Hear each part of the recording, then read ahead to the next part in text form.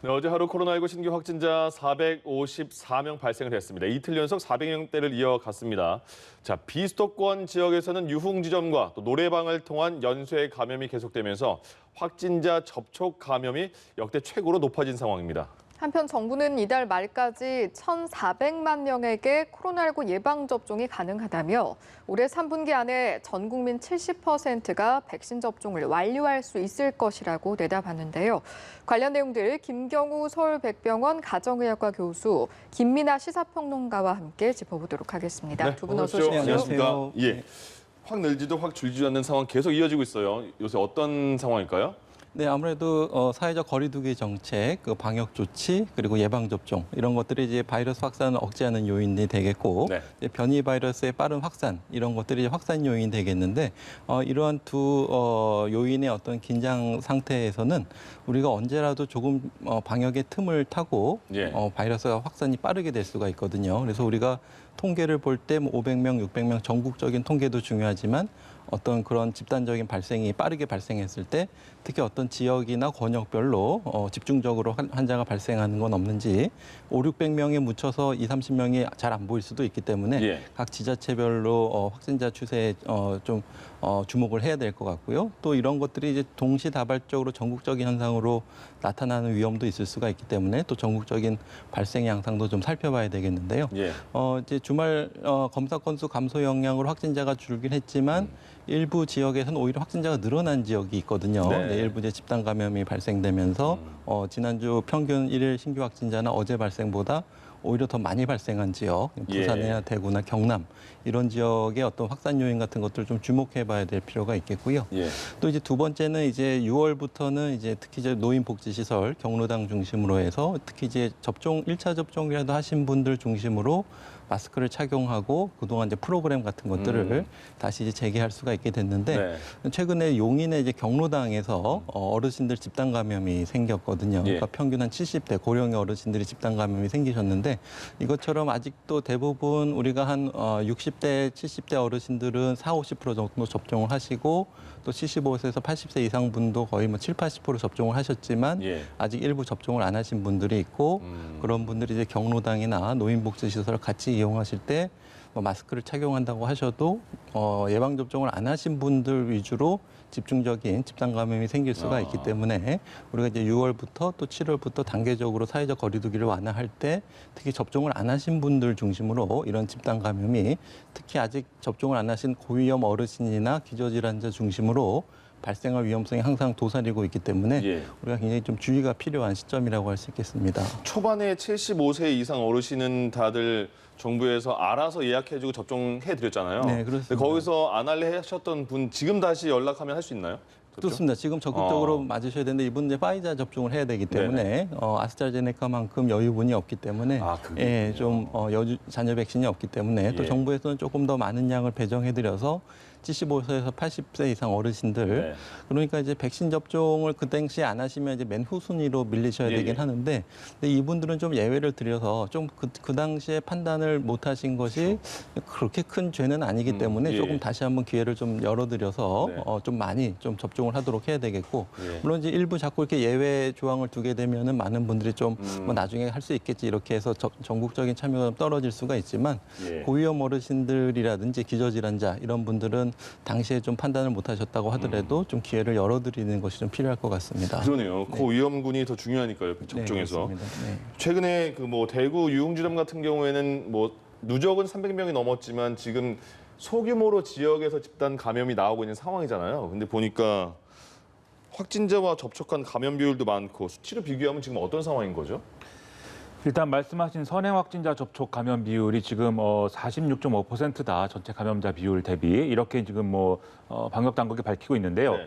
이 수치가 상당히 지금 많이 이제 주목이 되는 게 예. 지난해 1월 이후에 역대 최고 수치다 이렇게 얘기를 하고 있습니다. 즉 그만큼 기존의 이제 감염 사례에서 계속해서 이제 확진자가 좀 꼬리를 물고 계속해서 연쇄 감염이 일어나고 있는 그런 상황이다라는 걸 볼 수가 있겠는데, 예. 즉 그만큼 일상생활에서 이제 우리가 좀 감염이 되는 사례들이 늘어나고 있는 것이다 이렇게 볼 수가 있겠고요. 근데 여기에 더불어서 또 우려가 되는 게 다중이용 시설이라든지 가족 모임, 사업장 내에서의 집단 감염 이런 것들도 이런 사례들도 같이 이제 늘어나고 있는 추세라는 겁니다.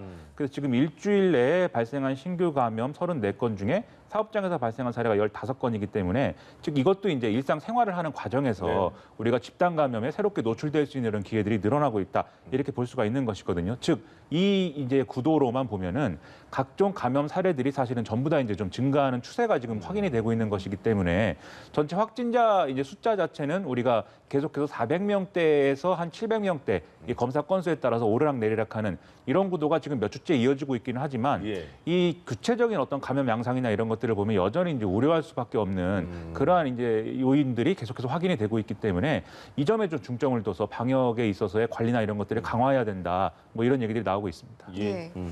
수도권으로 좀 더 자세히 들어가 보면 기존에 발생한 집단 감염 사례 규모가 계속해서 커지는 모습을 보이고 있는데 이에 대한 원인은 좀 어디서 찾아야 할까요?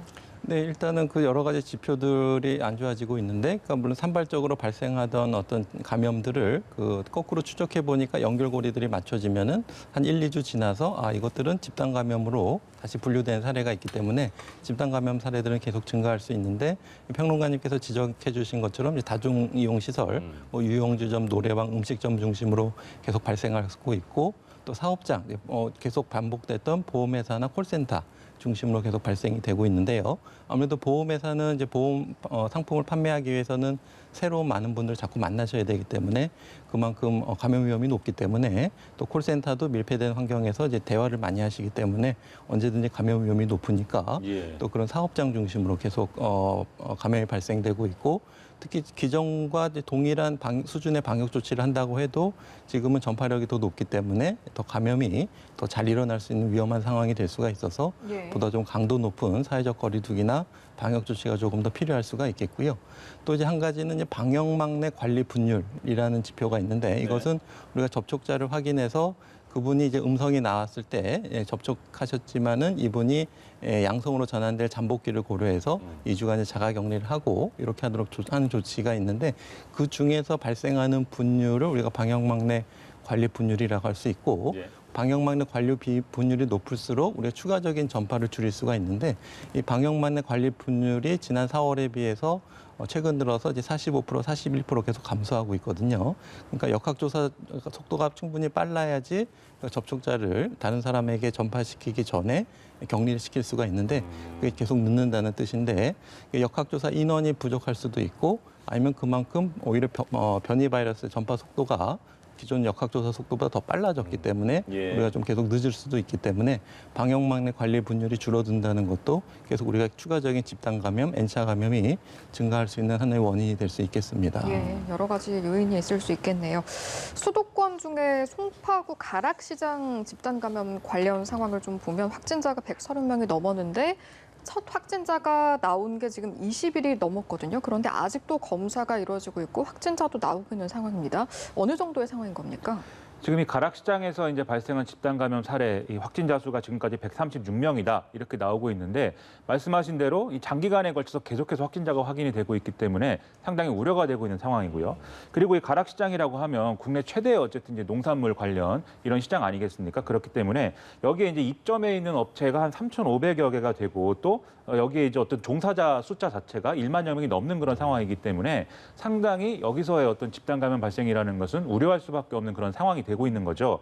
그러다 보니까 지금 상설 선별 진료소를 여기서 아예 운영을 해서 계속해서 이제 지금 종사자들을 대상으로 한 계속해서 검사를 진행하고 있는 상황이기 때문에 아마도 추가적인 어떤 확진자의 발생 이런 것들은 계속해서 이제 나올 수밖에 없는 그런 상황이 될 것이다라고 예상이 되고요. 예. 아울러서 이제 이 전체 종사자들에 대한 어떤 검사를 진행을 하면서 지금 이 여러 가지 가락시장 내에 있는 점포라든가 이용 시설에 대해서 이제 좀 검체를 채취를 해서 바이러스가 검출이 되는지 이런 것들을 이 환경 검체 검사를 지금 진행을 해보니까 이런 뭐 일부 이제 공용 사용 공간에서 이렇게 검체가 또 확인이 됐다, 바이러스가 검출이 됐다. 이렇게 확인이 되고 있는 그런 상황이거든요. 이게 또 여러모로 우려할 수밖에 없는 게, 이 가락시장에는 여러 사람들이 좀 오가는 그런 환경이 조성되어 있는데 예. 화장실이라든지 식당이라든지 이런 곳을 공동 사용하고 있는 형태로 종사자들이 이제 여기서 일을 하고 있기 때문에 당연히 이런 공간에서 검체가 발견되고 했을 경우에는 바로 이제 집단 감염으로 이어질 수 있는 고리가 형성될 수가 있는 거 아니겠습니까? 예.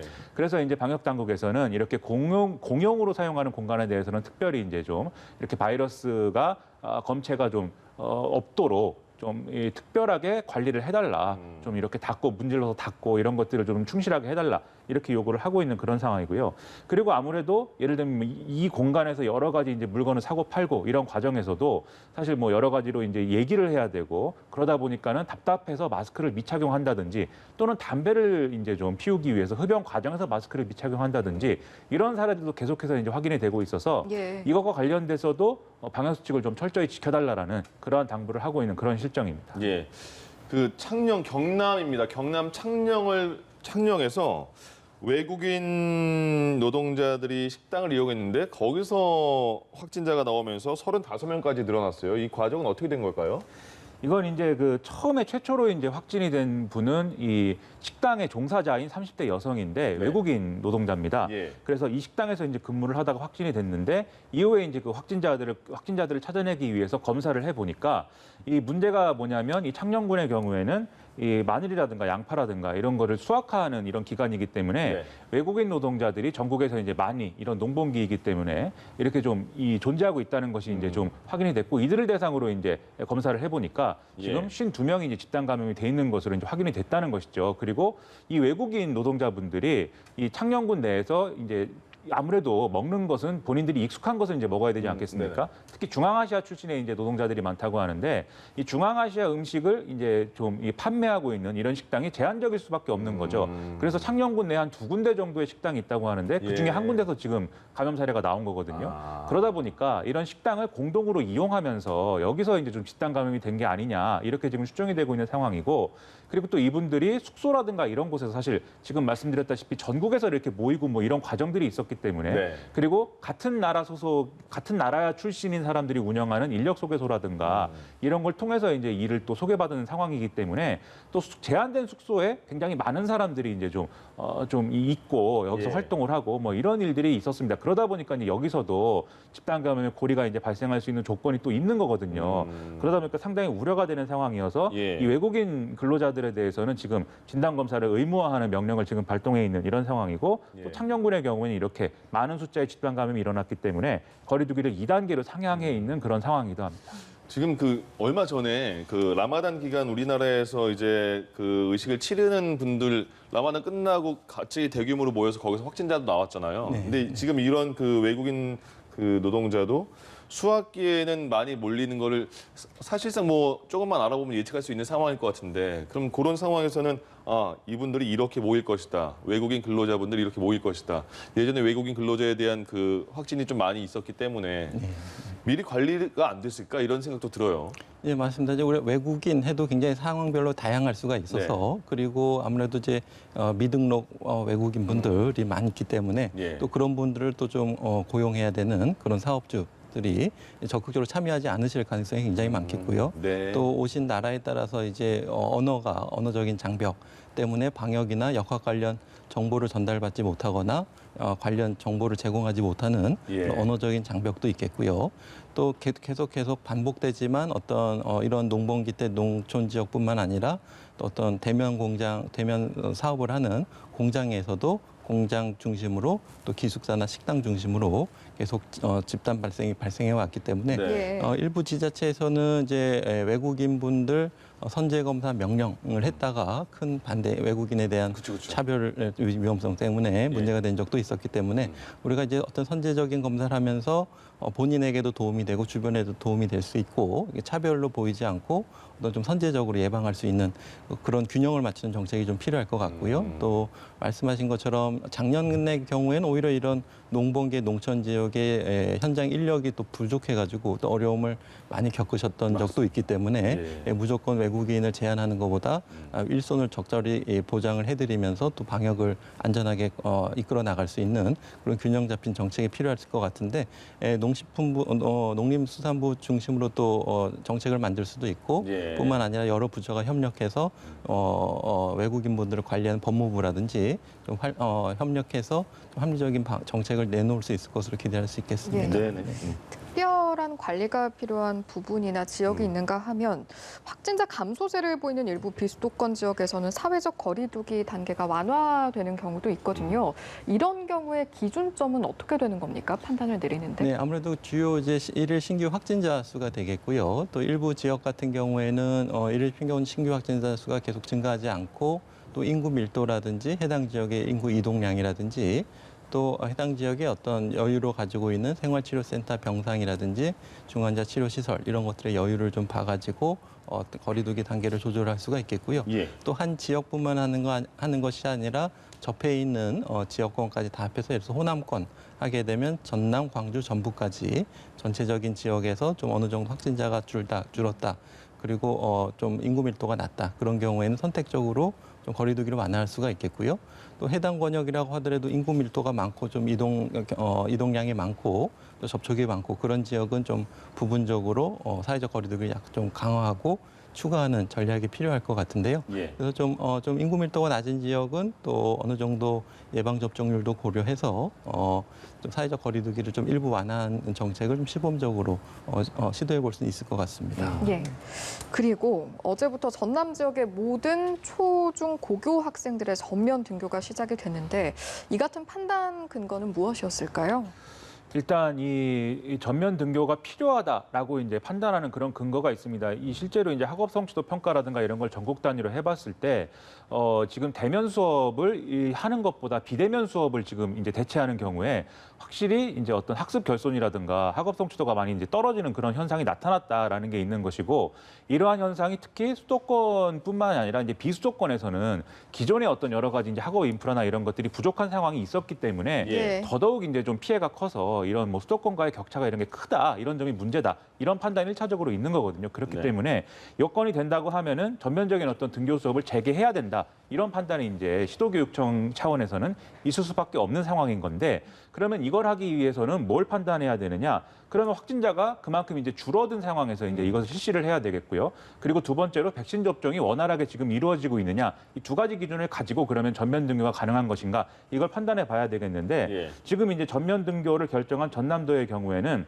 확진자 수가 10만 명당 이제 확진자 수를 따졌을 때 전국 최저 수준이다. 라고 이제 얘기를 하면서 이 근거를 들고 있고요. 그리고 백신 접종률에 있어서도 지금 뭐 25.7% 이 대상자의 25.7%가 이제 접종이 됐기 때문에 백신 접종률도 전국 1위이다. 이렇게 얘기를 하고 있습니다. 그래서 이렇게 좀 방역이 안정적으로 관리가 되고 있기 때문에 그렇기 때문에 이제 전면 등교를 결정했다라고 전남도 교육청이 얘기를 하고 있는데 다만 이제 우려되는 부분들이 있죠. 왜냐하면 이제 어쨌든 기존 감염원들에서 이제 계속해서 이제 감염이 계속 일어나고 있는 상황인 거고 이 전남도의 경우에는 이제 뭐 학교 내 감염 이런 것들도 다른 이제 지역에 비해서 특별히 이제 지금까지 문제가 된 사례가 없다라는 근거를 들고 있지만 예. 앞으로는 또 모르는 거 아니겠습니까? 네. 그래서 그런 부분에서 좀 우려가 되고 그리고 백신 접종률이 전국에서 가장 높다라는 게 사실 이게 이유가 뭔가도 한번 찾아봐야 될 필요가 있겠는데 왜냐하면 전남도의 경우에 이제 고령층 비율이 상당히 인구 비율상 높기 때문에 이것과 연관돼서 또 백신 접종률이 높을 수밖에 없는 조건이다라는 네. 이제 평도 있거든요. 그러한 평가도 있기 때문에 이 전면 등교 실시한 것에 대해서 우려의 목소리도 한편에선 나오고 있는 그런 상황이기도 합니다. 그래서 이 방역과 전면 등교에서의 좀 이익, 방역에서의 어떤 이익과 전면 등교에서의 이것들을 잘 합리적으로 비교를 해서 중간에 균형을 맞출 수 있는 이런 정책들을 시행해야 되는데 예. 그러기 위해서 아마 전남의 이 사례가 좀 앞으로 기준이 되지 않을까 이렇게 좀 생각이 됩니다. 교수님, 백신 접종은 지금 최근 들어서 굉장히 좀 빠르게 접종률이 높아지는 것 같아요. 네. 어제 보니까 하루에 85만 명을 넘어서 이제 100만, 200만 명도 가능하다 이런 생각도 들긴 하는데 현장에서 보면 왜 이렇게 접종률이 높아졌을까 궁금한데 현장에서 느끼시기에 어떠세요? 백신에 대한 그런 그전엔 거부하는 그런 부담스러운 마음이 많이 없어진 건가요? 왜 그럴까요? 네, 많이 없어지신 것 같습니다. 예, 그래서 처음에 우려했던 대로 백신이 충분히 수급될 수 있을 것인가, 네. 또 백신 접종률이 충분히 될 수 있을 것인가, 예. 또 접종 맞으실 때 순조롭게 하기 위해서 예약을 하셔야 되는데 어르신들이 사전 예약을 잘 하실 것인가, 그런 것들이 현재까지 잘 이루어지고 있고 현재 이제 접종 건수 같은 경우에도 말씀하신 것처럼 상당히 100만 건 가까이 접종이 이루어지고 있기 때문에 예. 접종 속도도 굉장히 빠르고 이제 순조롭다고 봐야 될 것 같고요. 이렇게 대기하고 계시고 맞으시는 분들에 이렇게 지나가면서 뵙게 되면은 굉장히 좀 이렇게 기대를 많이 하시고 뭐 걱정보다는 적극적으로 맞으시려는 이런 노력들이 많고 또 의료진의 어떤 안내에 굉장히 협조적이시고 예. 굉장히 기대를 많이 하고 계시다는 것을 좀 느낄 수가 있겠고요. 아마 이제 전 세계적으로 이제 어떤 백신 접종률을 이렇게 그래프로 비교할 수가 있는데 우리나라 같은 경우에는 참 백신만 충분히 수급될 수 있다면은 어느 나라보다 빠르게 네. 접종률이 올라갈 수 있는 그런 나라가 될 수 있어서 이렇게 가파르게 오르는 나라가 어딘가 이렇게 세계적인 주목을 좀 받을 수도 있을 것 같은데 그만큼 전 국민들께서 아주 차분하게 또 적극적으로 또 현명하게 합리적으로 접종을 잘 받고 계시는 것으로 생각이 됩니다. 이건 하나 진짜 알아봐야겠네요. 그 75세 제일 처음 맞으셨던 75세 이상 분들 중에서 아까 말씀드렸던 것처럼 그때는 좀 부담스러워서 못 맞은 분들이 계시면 지금 다시 맞을 수 있는데 지금은 60에서 64세는 이제 시작이 된 거잖아요. 네네. 75세 이상 분들은 그거를 다시 알아봐야겠네요. 그거 다시 맞을 수 있게 그래서 하는 하실 수 방법이. 있고 또 60세 이상 어르신 분들은 전화로도 예. 당일 자녀 백신에 대해서 당일 예약으로 접종을 받으실 수가 있기 때문에 네. 75세 어르신들 중에서도 가까운 데서 아스트라제네카 백신을 맞으실 수 있으면은 당일 예약 전화로 좀 그러니까 앱을 하지 않으셔도 예. 60세 이상은 가능하시기 때문에 단골 의원이 있으시면은 아스트라제네카 백신을 하시는 것도 좋을 것 같습니다. 예, 알겠습니다. 그리고 어제부터 30세 미만 사회 필수 인력 그리고 보육 종사자, 보건교사 등을 대상으로 예방접종 예약이 시작이 됐는데 그런데 대상자가 아닌 사람들이 백신 예약을 하는 해프닝도 있었다고 해요. 어떻게 된 일입니까? 이게 좀 뭐 황당한 일이긴 한데요. 요즘에 이제 어떤 사업장이나 회사에서 이제 많이 일어나는 일들을 올리는 이 익명 앱이 있지 않습니까? 여기에 이제 어떤 사람이 이제 글을 올린 것이죠. 그래서 내가 실험 삼아 화이자 백신 예약이 이제 되는지 실험해 봤는데 되더라. 예. 이게 이제 이런 앱에 올라오니까 소문이 난 것입니다. 네. 그래서 다른 사람들도 막 예약을 해보니까 나도 네. 됐다. 이런 글들을 막 올리면서 네. 이제 이게 어떻게 된 일이냐 이렇게 좀 소문이 좀 퍼지고 예. 소문이 퍼지면 항상 또 문제가 되는 게 거기서 가짜 뉴스가 발생을 합니다. 그렇죠. 이유가 있어야 될 거 아닙니까? 왜 내가 대상자가 아닐 텐데 왜 예약이 됐을까? 뭔가 새로운 기준이 있는가 보다. 그래서 이 국가기관산업 종사자는 우선 접종 대상이다라는 또 소문이 퍼지면서 예. 너도 나도 이제 시도를 해보는 뭐 그런 상황이 좀 이어졌는데요.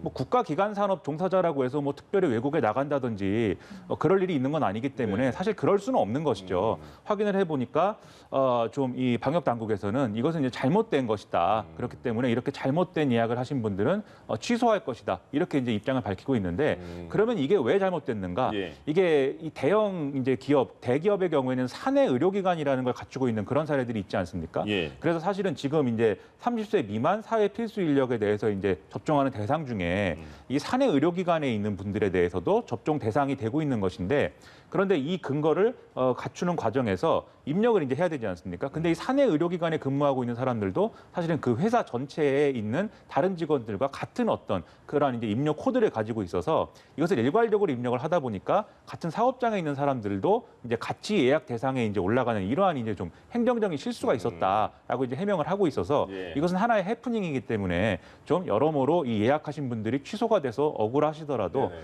이건 애초에 기회가 아니었다라는 거를 생각하면서 맞아요. 네, 좀 아쉬워할 필요는 없다 이렇게 생각이 듭니다. 예, 알겠습니다. 이거 하나 더 알려주세요. 그 여름휴가 계획 이제 곧 세우실 텐데 그리고 나는 백신 맞았으니까 인원수에서 제외 안 되겠지, 더 신나게 즐길 수 있을 거라는 생각하신 분 계실 거예요. 근데 정부가 이번 여름휴가 방역 대책을 내놨는데 어떤 게 달라진 게 있었을까요? 일단 한마디로 말씀드리면 성수기를 피해서 소규모로 휴가를 지내라. 그리고 가족을 이제 다족 단위로 소규모의 좀 분산된 휴가를 좀 즐겨라. 이런 네. 것이 핵심인 건데요. 정부의 이런 휴가철 방역 대책을 좀 말씀드렸는데 네. 일단 공무원이나 공공기관 그리고 100인 이상 기업의 경우에는 이 휴가를 원래는 이제 7말 8초에 주로 가지 않습니까? 예. 이것을 그 앞뒤로 좀 나눠서 분산해서 휴가를 가는 그런 방향으로 해달라 이런 것들을 권고를 하고 있고요. 여기에 동참하는 기업의 경우에는 인센티브를 여러 가지 지원책이나 이런 것들을 주겠다 예. 이렇게 밝히고 있는 그런 상황입니다. 그리고 여기에 대해서 예를 들면 이제 해수욕장이나 이런 데 사람들이 붐빌 수가 있는데 예를 들면 신호등의 형태로 이렇게 좀 밀집도나 이런 것들을 판단할 수 있도록 괜찮은 곳은 이제 뭐 파란불이 들어오고 예. 좀 밀집도가 이제 좀 심한 곳은 노란불이 들어온다든지 이러한 좀 밀집도를 사전에 알릴 수 있는 이런 시스템을 갖추겠다 이렇게 지금 얘기를 하고 있고요. 예. 그리고 휴가철에 숙박 시설을 예약을 할 때도 4인 이상을 이제 좀 예약할 수 없도록 하는 이런 제한을 두되 직계 가족의 경우는 8명까지 예약할 수 있도록 하는 이러한 이제 대책을 마련하겠다. 네. 이렇게 지금 얘기를 하고 있는 그런 상황입니다. 다만 좀 여기에 대해서 이 재계에서 좀 이 부분은 좀 아쉽다라고 하고 있는 게 제조업의 경우에는 사실은 뭐 생산 라인을 일시에 멈추고 한꺼번에 이제 휴가를 가는 것이 이런 생산 과정이나 이런 데 유리한데 이렇게 휴가를 분산하게 되면은 여러모로 이제 생산량을 좀 늘리고 하는 부분에 있어서는 좀 고민스러울 것이다 이런 얘기도 나오고 있어서 이런 부분에 있어서도 추가로 이제 좀 이러한 휴가 방역 대책에 동참할 수 있게 하는 그러한 또 추가 대책이 필요한 것은 아닌지 뭐 이런 얘기들이 나오고 있습니다. 예. 마지막으로요. 어제 모더나 최고 사업 책임자가 연합뉴스와 인터뷰를 했는데 이 자리에서 mRNA 백신의 원액 한국에서 생산할 가능성이 있다 이런 이야기를 했더라고요. 아무래도 이제 국내에서는 지금 이에 대한 기술이 국내에 없는 상황이다 보니까 이제 기술 이전이 가능하지 않을까 그런 기대가 큰 것 같거든요. 어떻게 전망하십니까?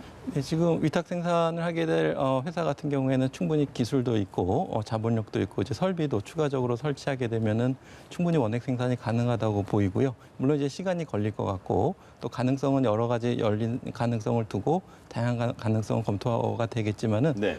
시간이 좀 걸리겠지만 충분히 원액 생산이 가능할 것으로 기대해 볼 수 있을 것 같고요. 이제 예. 그게 언제 되고 그것을 위해서 어떤 추가적인 중간 과정이 필요한지 이것들이 좀 논의가 필요하겠고 어떤 생산뿐만 아니라 관련된 어떤 연구 같은 것도 국립보건원과 이제 활발한 교류를 통해서 mRNA 백신에 대한 연구도 같이 활발하게 이루어질 것으로 기대해 볼 수 있을 것 같아서 예. 매우 긍정적인 소식이라고 할 수 있겠습니다. 그러니까 지금 아직도 아스트라제네카, 화이자, 모더나, 노바백스, 얀센 이렇게 등등이 들어올 텐데 여기 몇 가지 들어왔고요. 여기 중에서 어떤 게 더 안전하냐 이런 거에 대해서 막 의심하는 분들 계시거든요. 지금 나오는 백신은 다 맞아도 안전하다고 생각하면 되는 거죠? 네, 그렇습니다. 다 안전하고요. 예. 네, 효능도 이렇게 차이가 있다고 생각하실 수 있지만 연구될 때 디자인이 다 다르고 상황이 다르기 때문에 어떤 임상 3상에서의 효능보다는 이제 실제 지금 우리가 접종하면서 나타나는 효능의 효과에 대해서 그것을 더 믿는 것이 좋으실 것 같고요. 예. 또 이상 반응에 대해서도 현재 나타나고 있는 이상 반응, 그러니까 3상 시험에 몰랐던 수천만 명, 수억 명이 맞으면서 나타나는 이상 반응에 대해서 다 전 세계에서 모니터링하고 있기 때문에 안전성에 대해서는 안심하고 믿으시면 되겠고 희귀하게 생길 수 있는 이상 반응에 대해서도 우리나라에서 이제 충분히 대비할 수 있는 시스템들을 준비하고 있기 때문에 충분히 안심하고 맞으시는 것이 좋겠습니다. 예. 이 부분은 어떻게 생각하시는지 궁금한데요. 그동안 이제 기저질환자들 같은 경우에는 오히려 백신을 맞는 게 더 중요하다라는 이야기를 저희가 줄곧 해왔었는데 자가 면역 질환자 같은 경우에도 동일하게 백신을 맞는 게 더 유리한 겁니까? 네, 그렇습니다. 자가 면역 질환도 종류도 다양하고 또 중증도도 다양하기 때문에 물론 이제 심한 면역 억제제를 좀 오랫동안 쓰시는 분들 같은 경우에는 담당 주치 선생님하고 상의하시는 것이 어떤 예방 접종할 때 면역 억제제와의 어떤 연관성이 있는지 확인하시는 것이 필요하실 텐데 대부분 잘 조절되는 가벼운 자가 면역 질환자분들도 적극적으로 예방 접종을 하시는 것이 필요하시겠고요. 다만 이제 나타나는 다양한 이상 반응은 이제 백신과 인과성이 밝혀지지 않은 거긴 하지만 또 다양한 증상이 자가 면역 질환 자체로도 나타날 수가 있거든요. 그렇기 때문에 뭐 좀 이상 반응이나 다른 증상이 좀 의심이 되시면 또 적극적으로 다니시던 병원에 진료를 받으셔서 관련성이 있는지 어떤 증상인지 확인해 보시는 것도 확인하시는 것을 통해서 충분히 불안에 대한 근심을 좀 덜으셔도 좋을 것 같습니다. 이것도 하나 알려주세요. 이제 얀센 백신 접종은 10일부터 이제 시작이 되잖아요. 그러니까 그 주위에 보면 그 백신 접종 예약한 친구들도 많던데 얘기하는 것 중에 하나가 근데 형 얀센은 그 효과가 되게 짧대요. 딴 거보다 이렇게 말하거든요. 지속 효과가. 근데 지금 그 아스트라제네카나 화이자나 얀센 같은 게 어느 정도 백신의 예방 효과가 지속되는지 확실히 나온 그런 자료가 있는 건가요? 지금 일단 효과의 지속성에 대해서 그러니까 3상 시험을 하고 나서 그것이 이제 6개월이 지나는 시점까지는 아직은 효능이 있다, 효과가 있다라는 것이고 1년까지 효과가 있는지를 보려면 아직 1년이 안 됐기 때문에 안 돼서 이제 6개월까지 효과가 있다고 하는 거기 때문에 6개월까지만 있는 건 전혀 아니기 때문에 안심하셔도 될 것 같고요. 또 우리가 효과가 있는지 효능이 있는지 어떻게 측정할 것인가 이것도 굉장히 좀 어려운 부분인데 그러니까 실제로 역학적인 데이터로 맞으신 분들이 얼마나 덜 걸리고 그런 것들이 나중에까지 효과가 지속될 것인가 이런 역학적인 데이터를 분석해서 알 수도 있고 또 혈액 검사를 통해서 중화 항체가 어느 정도 있는 있는 것인가 체액 면역을 측정해서도 알 수가 있겠고 체액 면역 말고도 또 세포 면역이라는 것이 있거든요. 네. 그렇기 때문에 혈액에서 당장 항체가 부족한 것처럼 보여도 바이러스가 들어왔을 때 언제든지 항체가가 올라갈 수 있는 그런 면역력이 있는 분들도 있기 때문에 혈액 검사 한 가지만 가지고 다 알 수는 없는 부분도 있겠고 예. 또 어떤 부분은 이제 뭐 이뮤노글로빈 A나 어떤 우리 점막 면역이 생기지 않겠느냐라는 의문도 있는데 일부 연구에서는 이제 타액이나 이런 데서도 이뮤노글로빈, 면역 글로불린 G 같은 것이 나오고 또 일부에서는 면역 글로불린 A도 생성된다라는 연구들도 있어서 일단은 지금 나오고 많은 연구들이 계속 지속되겠지만 네. 일단 지금 나오는 백신을 적극적으로 맞으시는 것이 정답이 되겠습니다. 네, 알겠습니다. 여기까지 듣죠. 지금까지 김경우 서울백병원 가정의학과 교수, 김민아 시사평론가와 함께했습니다. 두 분 고맙습니다. 고맙습니다. 네, 감사합니다.